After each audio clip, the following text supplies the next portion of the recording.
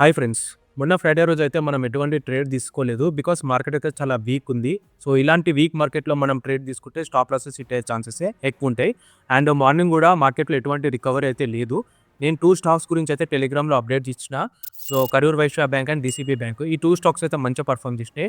Karur Vysya bank వచ్చేసి 4% returns, DCB bank వచ్చేసి 3% returns అయితే ఇచ్చింది. As usual gold and silver బీస్ ఈ రోజు కూడా మంచిగా పెర్ఫార్మ్ చేసినాయి. సిల్వర్ బీస్ వచ్చేసి 8% రిటర్న్స్, గోల్డ్ బీస్ వచ్చేసి 3% రిటర్న్స్ అయితే ఇచ్చినాయి. ఈ రోజు ఆఫ్టర్‌నూన్ తర్వాత మార్కెట్‌లో చాలా రికవరీ అయితే కనిపించింది.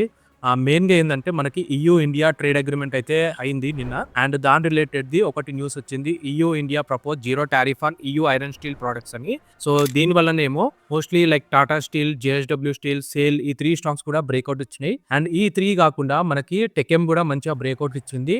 అండ్ ఆల్సో ఆర్ఎన్బి డెనిమ్ అని ఒక స్టాక్ ఉంది. టోటల్‌గా ఈ 5 స్టాక్స్‌ని అయితే మీరు ఒకసారి వాచ్ లిస్ట్ యాడ్ చేసుకొని ఒకసారి స్టడీ చేయండి. నేను ఎంట్రీ తీసుకున్న స్టాక్ తెలుసుకోవాలనుకుంటే మీరు స్టాక్ అని కామెంట్ చేయండి. నేను మీకు డీఎం చేస్తాను. That's it for today friends. రేపటి వీడియోలో మళ్ళీ కలుద్దాం. Until then good bye.